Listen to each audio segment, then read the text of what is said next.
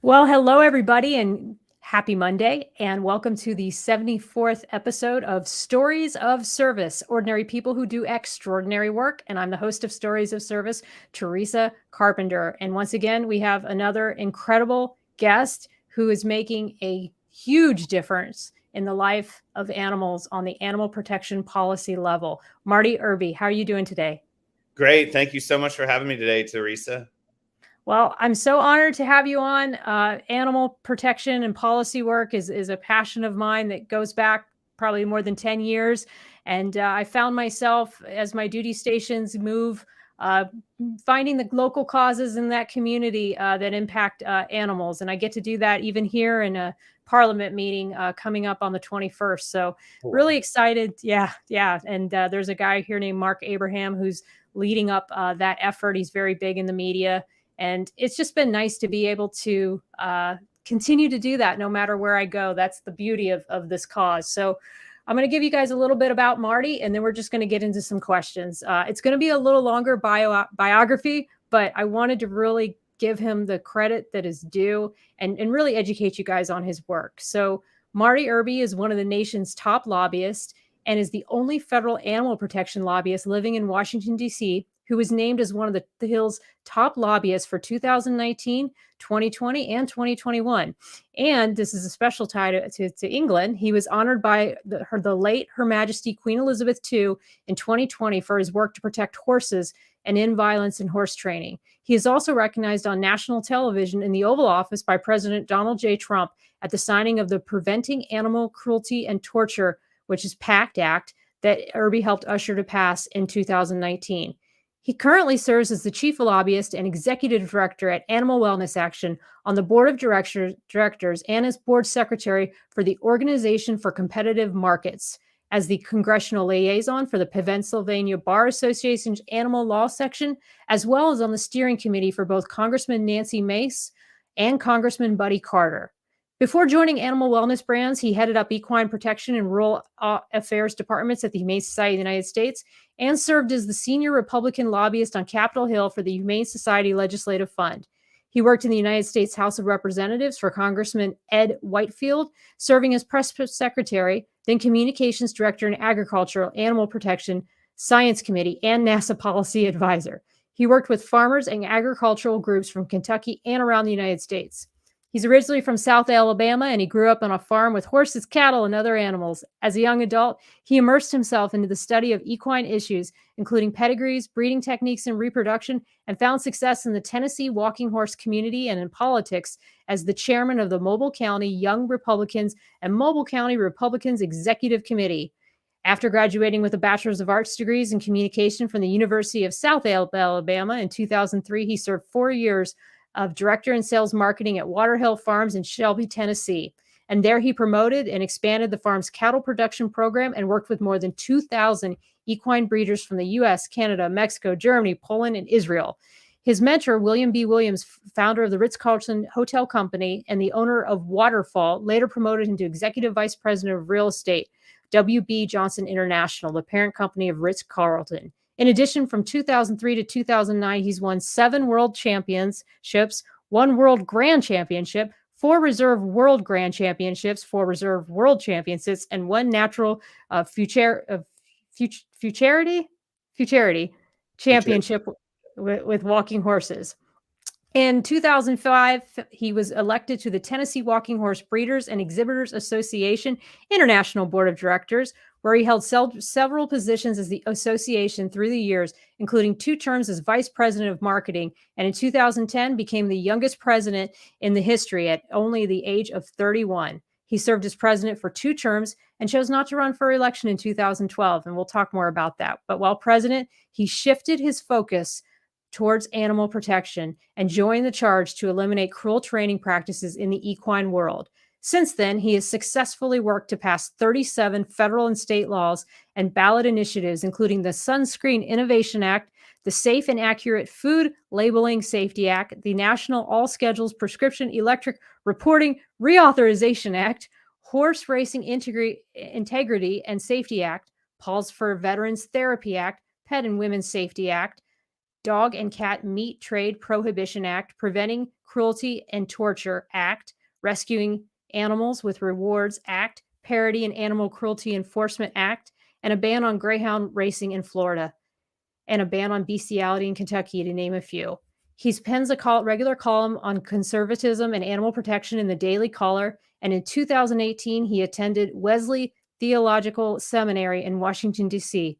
His works have been published in NBC News, USA Today, The Tennessean, Knoxville News Centennial, Horse Nation, Arkansas Democrat Gazette, New Haven Register, Penn Capital Star, Hill, Washington Examiner, and numerous other publications across the United States. And guys, I'm almost finished. In 2021, he partnered with the director of Disney's 2020 Black Beauty film, Ashley Avis, to produce a documentary on the plight of our iconic American wild horses being eradicated from federal lands. Wild Beauty, Mustang Spirit of the West, that won the award for Best Documentary at the Boston Film Festival in September of 2022. Welcome, Marty. No, thank you. I know that was a mouthful, Teresa. And we actually have since won the St. Louis, Missouri Film Festival, which qualifies the film to be nominated for an Oscar since I last updated. So, oh my gosh, congratulations. That is incredible. Oh my gosh. And I know that was so much to read, but it was just such a rich history that I really wanted to just start with the content of some of the things we're going to talk about. And then we're going to start getting a little bit deeper. So the first thing I want to start about is, how did you get involved in the horse industry, or caring for horses and being around horses? How did all that originate? Well, I was really born into it. My paternal grandfather was a veterinarian in Mobile, Alabama, who traded a vet bill owed to him for a Tennessee walking horse in 1955 named April Sue Neal.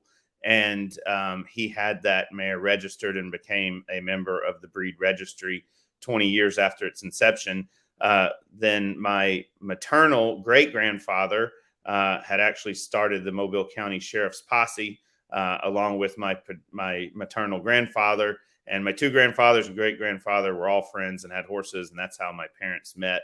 My father was a horse trainer when I was younger, Tennessee walking horses, and my family started putting me on a horse by myself when I was 1 or 2, they say, and I was riding kind of full throttle by myself when I was 3, and began showing and competing when I was 4 years old. So it's just been a part of my life. It's like learning how to walk. I don't remember how. I just always have been able to. So for when you say Tennessee walking horse, for somebody who's listening to this, who's never heard of that type of racing or that industry, can you give a little bit of a description about it? Right. Yes. Well, the Tennessee walking horse was established as a breed registry in 1935 in Lewisburg, Tennessee. It had been around for about 30 years or more before that.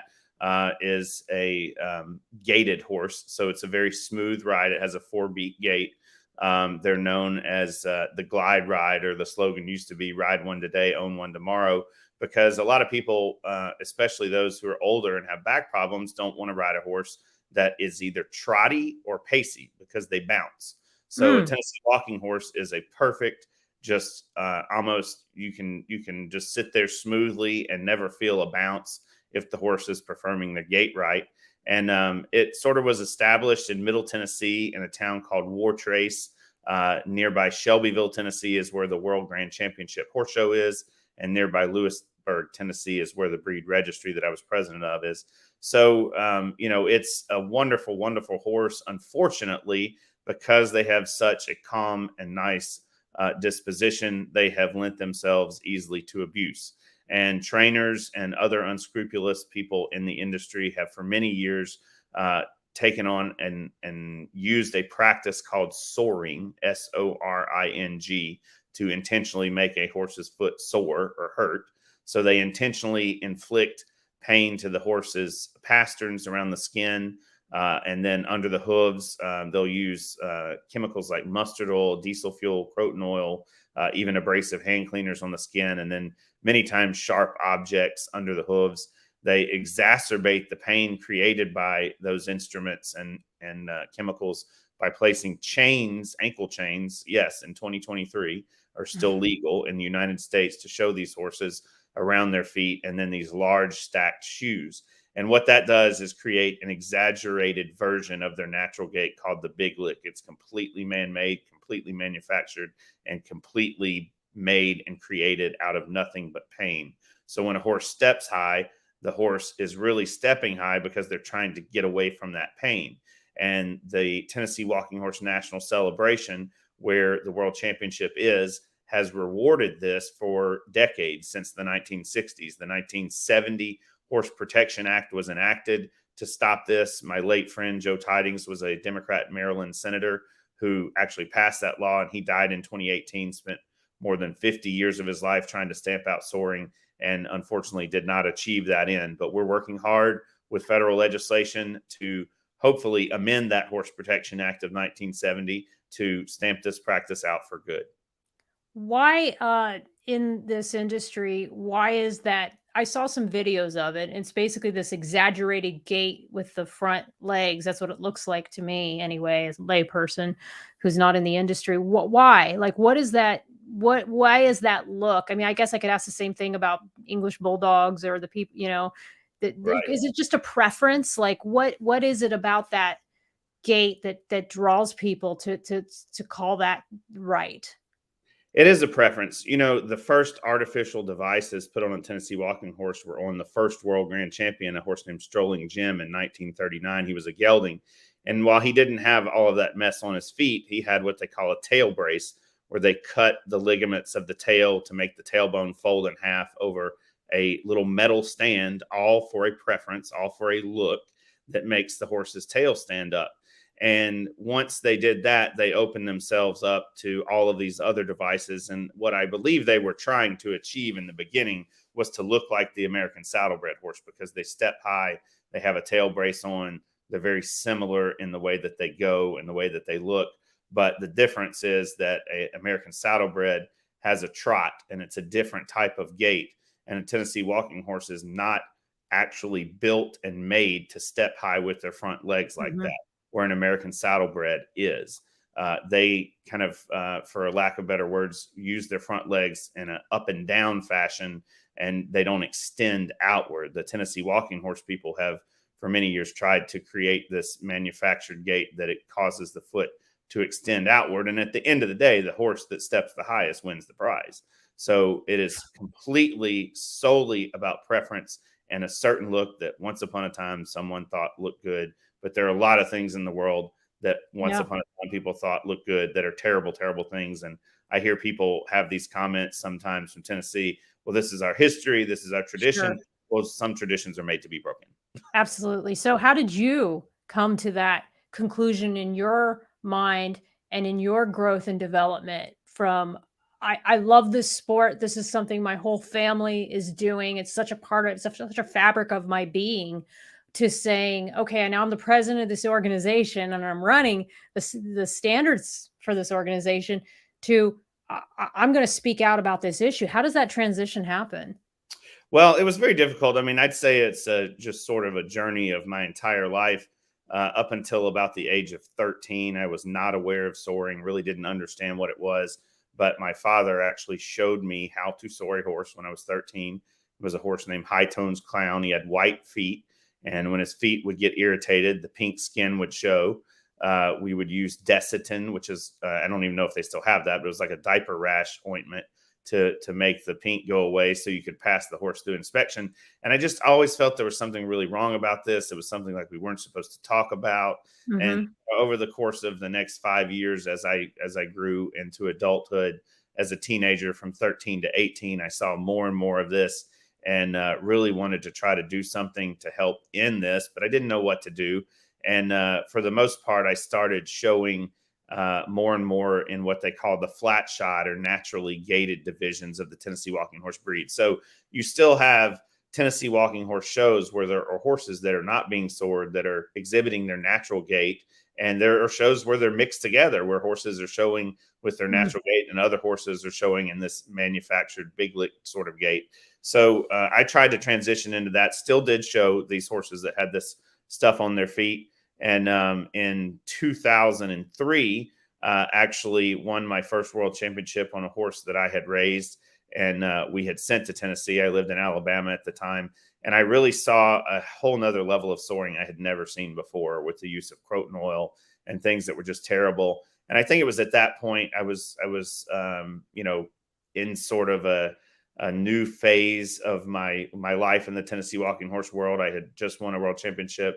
I actually was hired, as you mentioned in my bio, to go run waterfall farms in Shelbyville, Tennessee, and dealt with breeders all over the world and would talk to them about this. When you're talking to people in Israel or Washington State, Canada, whatever the case may be, most people do not agree with this practice of soaring and don't do it. It's primarily Tennessee and Kentucky and some bordering southeastern states where this occurs.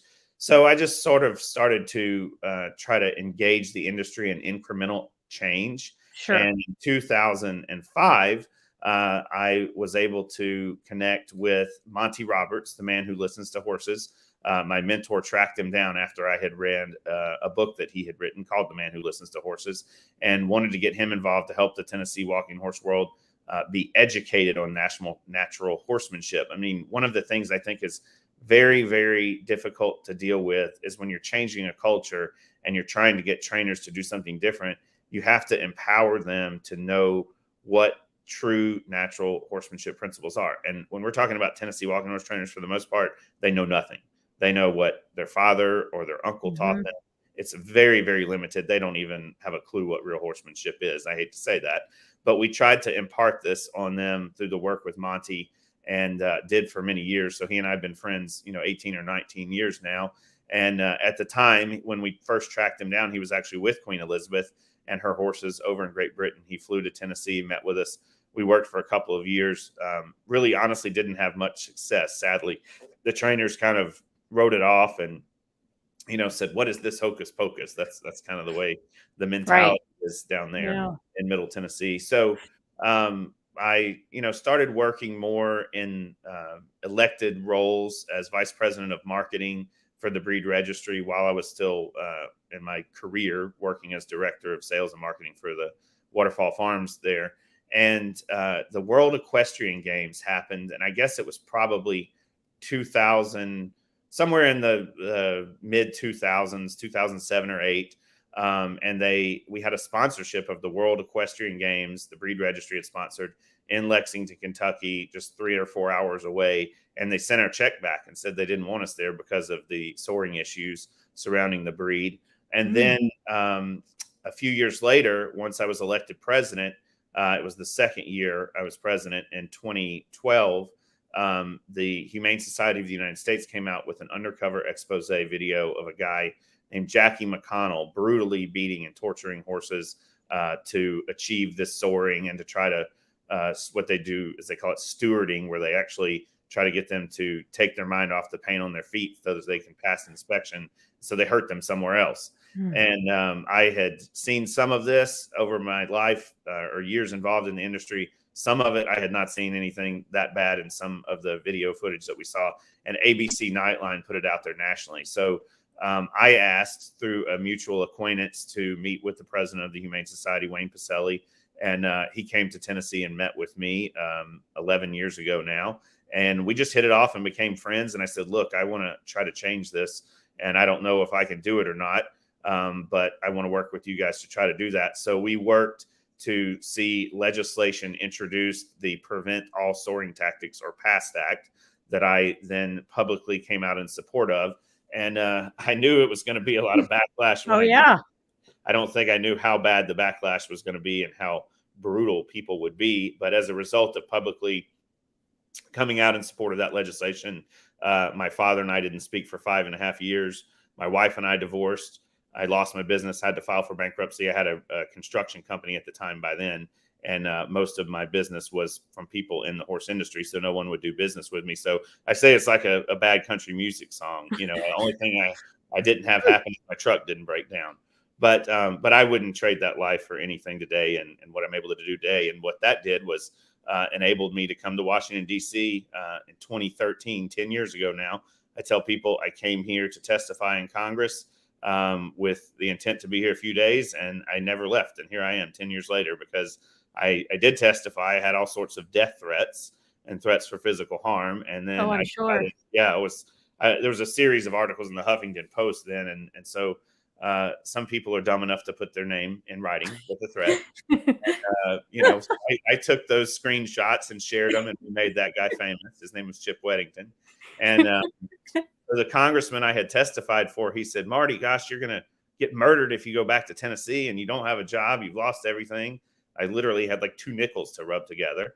And he said, why don't you just stay here and stay at my house for a while till you figure things out. And his wife and he were traveling, and I stayed and kept their dogs. And then eventually a job in his office, just a very low level, about as low level job as you could have, opened up because one of his staff went to go run for Congress. So I took that job, and one thing led to another, and here we are. And since we started Animal Wellness Action in 2018, we have now enacted, because the bio didn't include the 5 that we had in December, 12 new animal protection laws since we started the organization in 2018 are now law. That's outstanding, Marty. Oh my God. What a story. I mean, not a lot of people do what you did and have their whole life turned upside down because of a cause. I mean, there's a few people. Stu Scheller is one in the military world who spoke out against the Department of Defense, and his story is, you're the second now person I've talked to that's done this kind of thing, and it had to have been like the most pivotal moment of your life when you realize, like, I can't be a part of this anymore. I'm going to go, quote unquote, to the dark side, or the other side of this issue. Yeah, no, I'd say the bright side. I was on the dark side.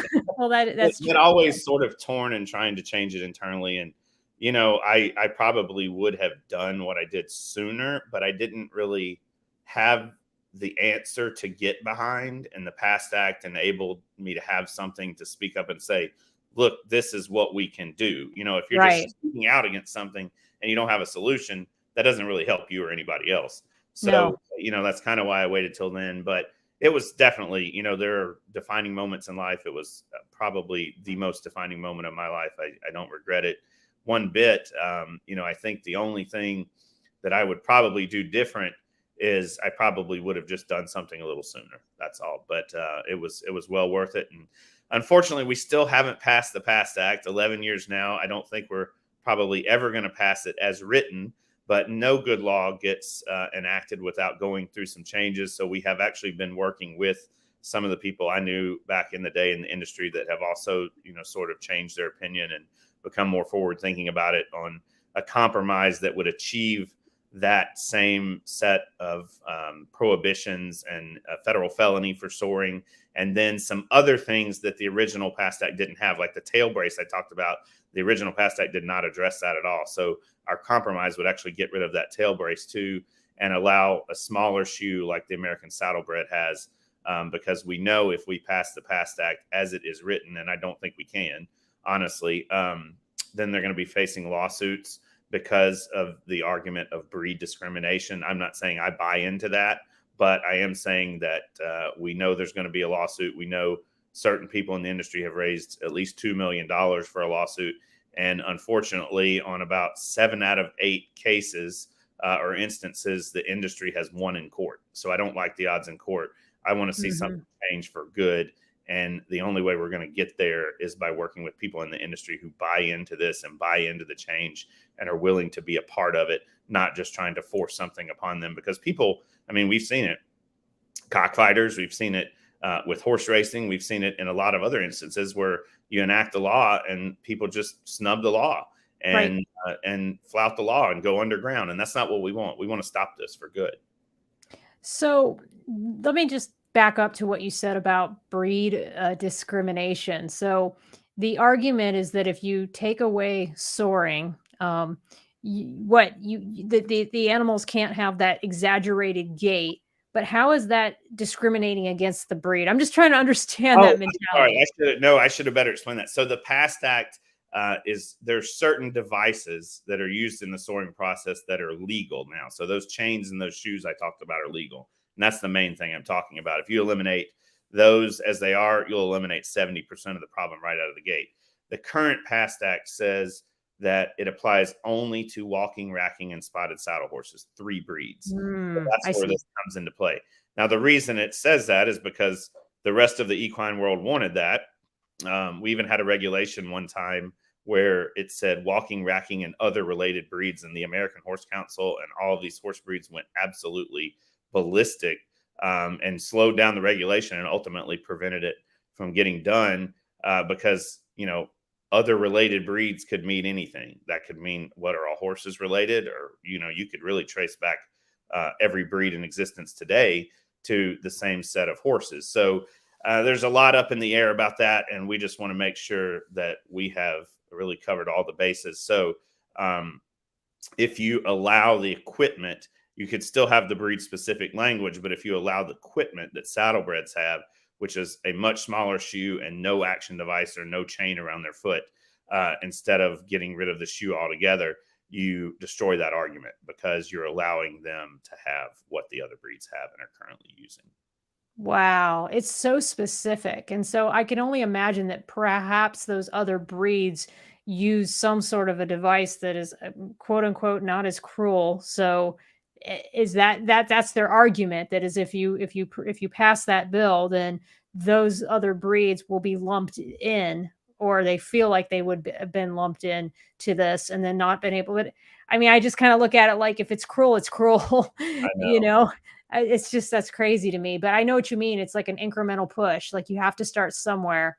And if you can just get certain parts of the provision passed, I mean, that's lawmaking 101, is sometimes you have to whittle things down to just the bare minimum so that you can get something passed initially.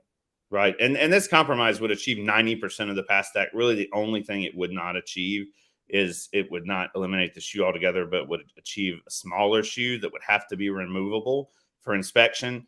And then, sort of in trade for that, we got them to agree to give up that tail brace, which wasn't addressed in the original PAST Act. And there's some provisions that also refer to more science-based objective testing protocols, like thermography, the algometer, blood testing, urine testing, and things that are very finite, because we've seen the subjective use of palpation, visual inspections, and things like that utilized to turn horses away at the horse show, but they don't hold up in court. And so that's what people have in 53 years since the Horse Protection Act was enacted. 2 people have ever been convicted. Both of them ended up with probation and or house arrest. Jackie McConnell and Barney Davis are the 2 people. And a lot of the reason is because so much of this inspection protocol work just doesn't hold up in court. So you have to have things that are finite, and the industry wanted that. And I understand that. I mean, people want to have certainty. So if the test is going to be test A, B, C, D, E, and it's black and white and there's no gray area, I think that's fair to the people who are showing horses, and that's fair to the horse. This entire story reminds me so much of what little I've learned about Carol Baskin's fight for the Big Cat Public Safety Act. I feel, listening to her story, and I think it was 20 years that it took them to pass that. This is a very similar kind of thing. So your 11 years is certainly not in vain. It will, I believe, one day will pay off, and will pay off in a huge way. And then in the meantime, you're working all these other issues in Congress. So tell me a little bit about that. Like, how has the process been working with legislators? I mean, you were voted the top lobbyist, so obviously you're getting around there, and you're really getting dug into this industry as you did your last industry. So how has that been for you? Well, it's really been great. And I would say the 2 things I've enjoyed the most were working with Howard and Carol on the Big Cat Public Safety Act. We got signed into law in December. And then the Horse Racing Integrity and Safety Act that we got signed into law in 2020. I tell people, I started this to pass the PAST Act and try to save maybe 2,500 horses in the world. That's probably how many horses are being sold actively. And that's, probably a little high. The number's a little high anyway. But we haven't gotten there, but we did pass a law to end doping in the U.S. that will affect hundreds of thousands of horses. So, you look at the greater good, and you start to realize that you measure things by the number of lives you're impacting. And, that's very rewarding in itself. Like you said, it took 20 years for Howard and Carol to get that bill done. And it was a compromise. It was a portion of what they had originally started with. And we ended cub petting, and we ended the private ownership of big cats moving forward. The cats involved now were grandfathered in that people have, so they wouldn't be taken away. So you have to be able to make compromise and get anything through Congress. It's a very intricate process. It's never easy. I can't tell you anything that we've ever done here that was easy, especially in a divided Congress. But there are people on both sides of the aisle who want to work with us, and these issues are a set of issues that do bring people together in a divided Congress. So we have a few new initiatives that we're working on for the 118th Congress. We have the Veterans for Mustangs Act that I know would probably appeal to you, where we would train veterans to go out and implement fertility control to wild horse populations on the range and help with wild horse management. We just got that bill introduced a few weeks ago, HR 726, and now have 10 Republicans and 9 Democrats, almost 50-50 as co-sponsors. We've got a huge raft of other pieces of legislation we're working on in this Congress to try to get included in the Farm Bill, because the Farm Bill only occurs every 5 years. This is a Farm Bill year.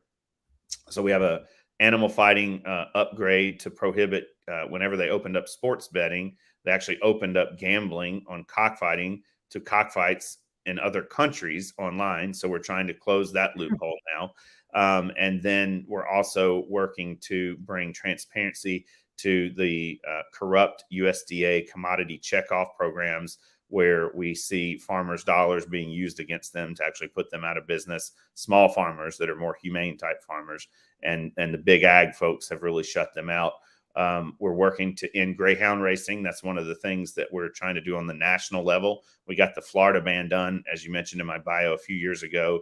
The last track in Arkansas subsequently closed. Then the last tracks in Alabama, Texas, and Iowa closed. So now there are just 2 tracks left operating in the state of West Virginia. And we've got some other new issues we're working on. One is a little bit of a one-off from animal welfare, but it has to do with the overproduction of milk, because many years ago we were producing 9,000 pounds of milk per year per cow. You're at about 27,000 pounds per of milk per year per cow. And that has caused all kind of hoof and hip problems because of the weight and the production issue and the treatment of the animals. But what that ties into is to a new bill. I think we're going to name it the Child Milk Act, which would stand for Curbing Harmful Intolerance of Lactose and Dairy Mandated in Lunches for Kids. It took me 2 hours to come up with that. But it's very creative the way the bills are named, I have to say. It's an interesting issue because 75% of African-American children, 60% of Hispanics, 95% of Native Americans, and 90% of Pacific Asian Islanders are lactose intolerant. And the federal government pays for the school lunch program, mostly minority children. I actually happen to be lactose intolerant myself, as 15% of Caucasians. And these children are being force-fed dairy that's making them sick. Many of them have gone into anaphylactic shock. There are some that have asthma, stomach problems, and they're being force-fed dairy, all because the dairy lobby is a really strong lobby. And so the USDA won't even reimburse a school for the plate if that carton of milk is not on the plate. So they will not reimburse them for anything else on the plate. Now, here's the kicker. This is as swampy as it gets in Washington, D.C. The Secretary of Agriculture, Tom Vilsack, was Secretary of Agriculture under Barack Obama. He left to go work at the dairy checkoff for nearly $1 million a year in the 4 years after that. And then he came back to serve as Biden's Secretary of Agriculture. So this is why we're not getting anywhere with the USDA right now. And we have a new bill that we're working on, as I mentioned, that we probably will name that. Congresswoman Nancy Mace from South Carolina and Congressman Troy Carter from Louisiana are going to be introducing. And so be on the lookout for that too. But it is related to animal welfare, but we do extend a little bit beyond the direct issues, because, you know, our slogan is helping animals helps us all at the end of the day. Yeah. And, you know, you bring up such a great point that I can see a parallel even in the military world, where we have people who are general and flag officers in the military, and then they go work for Raytheon, or they go work for Boeing or Lockheed, and then they just come right back and influence through their Boeing and Lockheed the same people that they just worked with in the DoD to get the most favorable contracts. And it's just, and it sounds like in the USDA world, you have those same kind of things where someone leaves Congress and then they go work, and, you know, they go from the USDA to a seat in Congress, or they go back, and and you're fighting that. I mean, you're every day when you're lobbying on the Hill, you're kind of fighting those inner connections and those influences that you really can't 100% control or account for, because there are longstanding relationships and promises that were made and it's entirely legal for them to do that. And it's unfortunate, I think, because it makes people like myself lose faith in government institutions, because we see those kinds of incestuous relationships and how they get formed, and then we see, like that example that you just named, and so it's hard to fight against that. And the only thing that you can do is speak up and speak out about it, as a citizen, and say that you demand better of your government institutions, and you want them to be better, and to be more accountable. Right. It's very much a revolving door around this place, unfortunately, but I think we can be better and do better. And we've got to be more fair to the average American, to the American farmers, to the animals. Instead of this top down philosophy, we need a bottom up philosophy in this country. And hopefully we'll get there. I have faith. There are a lot of people who I talk to, Marty, like yourself, Scott Mann, Stu Scheller was the same way, who do feel that, our country is a wonderful country of hardworking men and women who care about what happens. And when we are aware of something, we stand up and we fight, and we do make change. And I've seen that even on the local level with all the puppy mill protection bills on the state level. I mean, it was pretty amazing to watch the way people would come together. And once they were aware of what was going on, there was certainly, and I think my camera just came out, but I know you can still hear me. Yeah. I might just put you on full screen. But it's just amazing to see that. So I'm really happy to hear that there's been such momentum in Congress since you've been there, and the acts that you have been able to accomplish. What would be your advice for somebody who is just getting started in their decision to become an advocate on any cause? It doesn't have to be animals. It could be on issues affecting veterans, or issues that are affecting child abuse, or trafficking, anything. What would be some of your advice on how to get started? Well, I think I would say there are three things, that the three P's: be polite, professional, and persistent. And, I would add that proximity is important, but that's more for lobbyists than advocates. When you're talking to a member of Congress or their staff, you have to remember that every House member represents roughly 700 to 750,000 people, and they have a staff of maybe 10 or 12 people that are taking care of all the calls, all the casework, all of the emails for those 750,000 people. And then senators, there's two for every state. And, the New York senators are probably a lot busier than the Montana senators, because they represent tens of millions versus, less than a million people. But it's very important to be regularly in touch with their offices. You can call the U.S. Senate at 202-224-3121 and the U.S. House at 202-225-3121. Either one of those takes you to the Capitol switchboard, and then you can give your address and zip code. They'll take you to your senator or congressman. I think it's fine if you call once every few weeks and are just nice to them, and build a rapport and talk with the staff, explain the issues and how you want to get your congressman to get involved and support this issue. Provide the facts. Always make sure that you have the facts, and that there's nothing really loosey-goosey or something that someone could turn back against you and say, hey, you said this, but it isn't accurate. If someone has a question and you don't know the answer, tell them you don't know the answer, and you'll find out and get the right person to them who can answer that question. I think that's very important. And then I'd say also that in any instance, if you do have some sort of direct contact with your member of Congress, if you've donated in the past, if you've met them in person, a lot of people give their cell phone to people, that it's important to use that. Don't be afraid. They represent you. They work for you. But they also, want to be respected just like everybody else. Yeah, no, that's such a great point, Marty. I think sometimes people just they're just like apprehensive about that kind of thing. When they meet a congressperson, they just assume that this person is so busy and they just aren't going to have the time to take care of their issue. And you're right, it is understanding their constituency, how respecting their time. It goes both ways. But I do believe that everybody can make an impact. And I do believe that it's also important to find organizations such as yours to partner with, right? Other organizations that are working the same issue. Would you agree? Absolutely. No, we want to build bridges with people. Everyone should, just like working with Carolyn Howard on the Big Cat bill. We worked with the Jockey Club and all three legs of the Triple Crown on the Horse Racing Integrity and Safety Act. We worked with the American Gaming Association on cockfighting issues. So it's very important to work not only with like-minded groups, but sometimes unlikely allies that you can build a coalition with together that come at something from a different angle, because a lot of these issues are multidimensional, and it's not just necessarily about animal welfare. It may be about government waste and spending. That milk issue I was talking about, we're throwing $290 million a year away in the trash, in the carton, because of the kids that won't open the milk. So, you talk to organizations that want to help end government waste.